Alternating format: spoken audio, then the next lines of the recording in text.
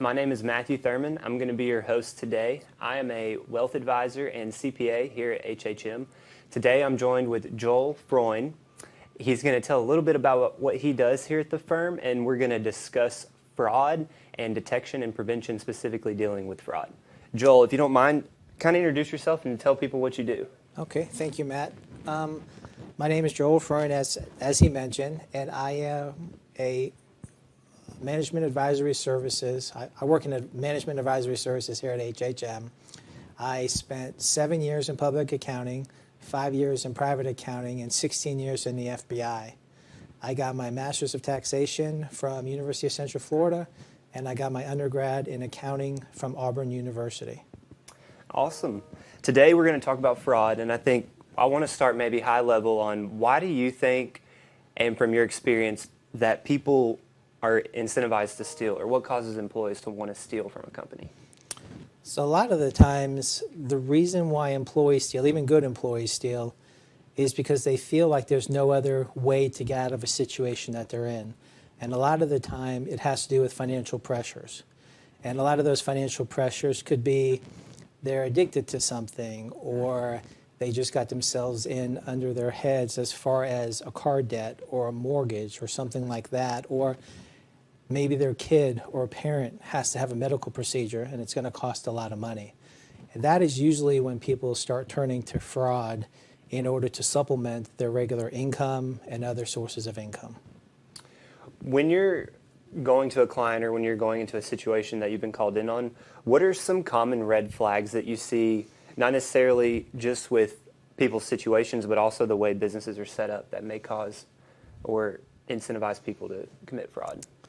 So as a business owner, some of the red flags that you try to look for are somebody who is working odd hours, whether they're working really late, coming in really early, or working on the weekend, something that's unusual for a pattern for that employee. You also have somebody who refuses to take vacations, and I'll get a little bit more into that later on in one of my examples. Another thing that you want to look at is an employee has their lifestyle changed?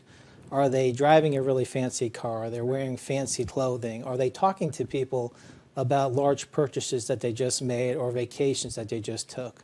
Another thing that you can look for is whether or not they're asking fellow employees for loans or asking their boss for advances. Those are some of the things that you can see because they are basically saying that they need more money.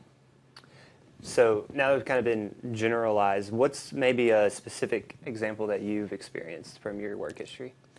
So I thought long and hard about this because I do have a lot of examples, but the one that I'm going to talk about today deals with a company, a large Fortune 500 company, who at the beginning of the year instructed their CFO to go get a certain type of business client, and in return for that, the company was going to make a lot of money by getting tax credits from the federal government.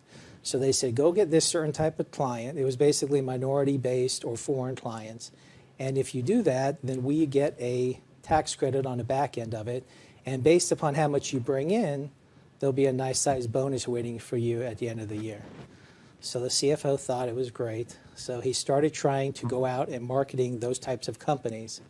After about 3 months, he realized that it was going to be a much more difficult situation than he had originally thought it was going to be to bring in that level of clients into the organization.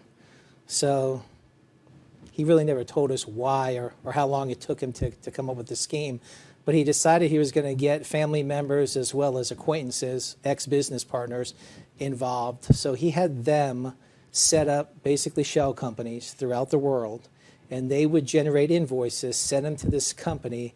This company wouldn't really pay those invoices. They would just put them on the books as a receivable, showing that they got that client was a minority or foreign-based client, and that they actually were doing work for them.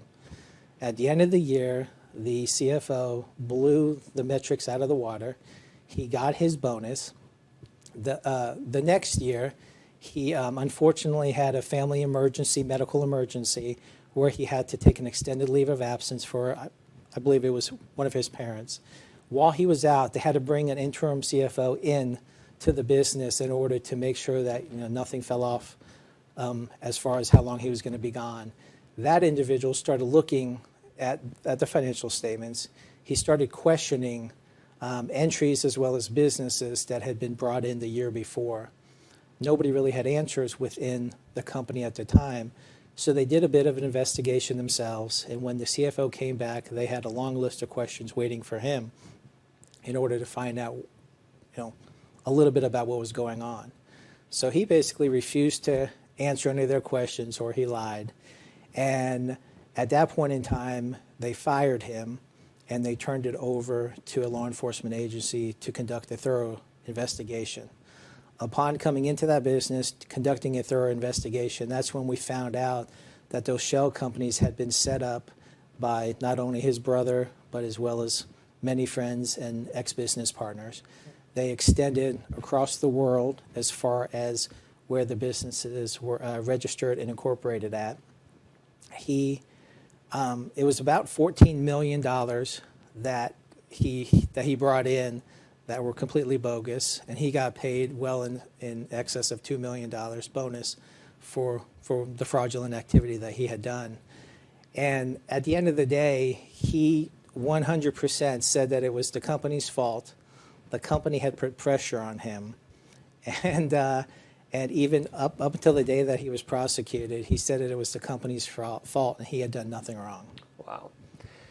Kind of going off that a little bit more, I feel like we've done a good job maybe discussing the motives and maybe some incentives. What are some practical safeguards that businesses can incorporate to maybe identify some of these red flags or prevent some of these opportunities that people may have to set up these schemes? So it is very important to have some sort of process or procedures in place to not only prevent fraud, but also to detect fraud. And this varies depending on the size of the business. If you have a small business that has a small accounting department, it's going to be very difficult to have some of those internal controls necessary to make sure that one of those two accounting employees does not steal money. They can also collude together in order to steal the money. And like I said, it's very difficult for a small business. So in that instance where you have a small business, the owner wants to try to make sure that they have something written in the handbook regarding fraud and the punishment associated with if you're found to be conducting fraudulent behavior. You also want to do annual training sessions on fraud. You want to make it a part of not really a daily conversation, but maybe a weekly or monthly conversation to just always have those people think, well, if I do commit the fraud, this is my consequence. And the reason being is that a lot of the times people who do commit fraud, they just get fired. And nothing really happens to them as far as going to jail or having to pay back the money. And so over time, people see this happening in these businesses, and at some point in time, they just think to themselves, well, why not me? Why is everyone else stealing and nothing happening to them? So, I'm going to try to go ahead and steal. For larger companies, it's much easier. You not only want to make sure that you have something in your employee handbook, you talk about it on a regular and consistent basis, but you can also conduct background checks for every single new employee that you have walk through those doors. A lot of the times we get into situations where the person who stole money from company A had already stolen money from company B and C, but nobody had reported him. Nothing had been done. So they just fired him. He moved to a different city, a different town, and he started doing the same thing he was doing in his previous job. Some other things you can do as a business owner is you want to make sure that all the vendors being set up have been the due diligence done on them, making sure that they're actual vendors that you're going to be paying actual money to. You want to make sure that the payroll system is set up properly where nobody can basically set up a fraudulent employee and pay themselves 2 or 3 times every pay period. You want to make sure that if you have the capability, and this is for the larger businesses, you have an internal audit done every single year. You can also pay somebody on the outside to come in and audit your books as well. It seems like those are a lot of things that large businesses can do practically. I thought it was curious. I'd never heard that before. If you're a smaller employer, you almost kind of have to, you may not have the resources that larger companies have, but you can kind of attack that rationalization that people have, maybe like trying to be like, these are going to be the consequences, kind of reminding people and maybe bringing it back to a reality where they may have convinced themselves it's not that big a deal, or convinced themselves that there won't really be a punishment, and that could be one way. Yeah, the way that we like talking to smaller businesses is that they are going to know their employees much better than a large company is going to know their each and every single employee.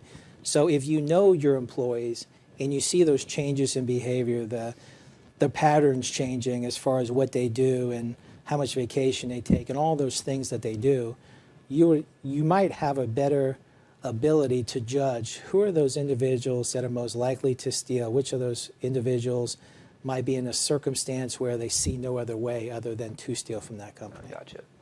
Let's have one more question. Let's bring in technology. How do you think that technology has impacted this, maybe for better or for worse, and has made it maybe easier or harder to detect fraud? So technology, as far as I'm concerned, coming from a law enforcement and accounting background, I think it has made it much easier for people to be defrauded. You not only have to worry about internal fraudsters, now you have to worry about external fraudsters. And external to your business, that is where the money's at. So I'm going to hit on a few specific subjects here, but everybody's heard of a business email compromise. That is when one of your employees receives an email or text message and they decide to click on the link that's encompassed within that email. Once they do that, the fraudulent individual who had sent that email, from most likely a reputable source or acting like they were a reputable source from within a company, it's going to generate a malware, spamware, ransomware that's going to get onto the company's computers. Nobody knows that that's what happened, but that is what happened. And sometimes they'll wait days, weeks, months, even a year to start actually stealing money from the company without the company even knowing it, basically right out from underneath their noses.